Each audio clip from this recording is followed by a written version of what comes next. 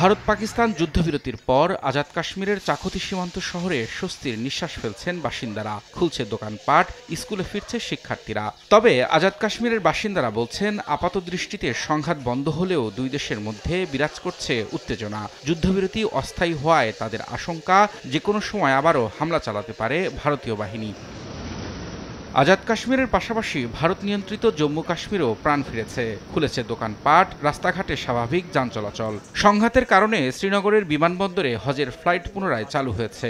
বুধবার পবিত্র হজ পালনের উদ্দেশ্যে বেশ কয়েকটি ফ্লাইট সৌদি আরবের উদ্দেশ্যে শ্রীনগর ছেড়ে যায়।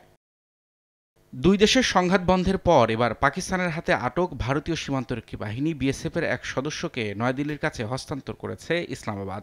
গত 23 এপ্রিল পাঞ্জাব সীমান্তে পাকিস্তানে ঢুকে পড়লে ওই বিএসএফ সদস্যকে আটক করে পাকিস্তান রেঞ্জার্স।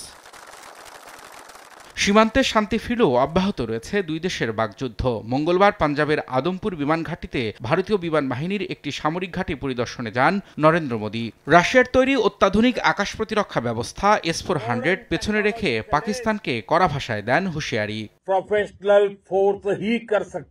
উত্তেজনার মধ্যেই এবার পাল্টাপাল্টি কূটনীতিক বহিষ্কার করেছে ভারত ও পাকিস্তান। গুপ্তচর বৃত্তির অভিযোগে পাকিস্তান হাইকমিশনের এক কর্মকর্তাকে 24 ঘন্টার মধ্যে ভারত ত্যাগের নির্দেশ দেয় সাউথ ব্লক। এর কয়েক ঘন্টার মধ্যেই পাল্টা পদক্ষেপ নেয় পাকিস্তানও। একই অভিযোগে ভারতীয় হাইকমিশনের এক কর্মকর্তাকে 24 ঘন্টার মধ্যে ইসলামাবাদ ছেড়ে যাওয়ার নির্দেশ দেয় শাহবাজ সরকার। এ পরিস্থিতিতে উত্তেজনা নিরসনে দুই দেশকে অবিলম্বে আলোচনায় বসার আহ্বান জানিয়েছেন মার্কিন প্রেসিডেন্ট ডোনাল্ড ট্রাম্প। সৌদি আরবের রিয়াদে বিনিয়োগ সম্মেলনে দেয়া বক্তব্যে ট্রাম্প বলেন, তার মধ্যস্থতার কারণেই যুদ্ধবিরতিতে রাজি হয়েছে দুই পারমাণবিক শক্তিধর দেশ। রবিউল ইসলাম আওলাদ, সময় সংবাদ।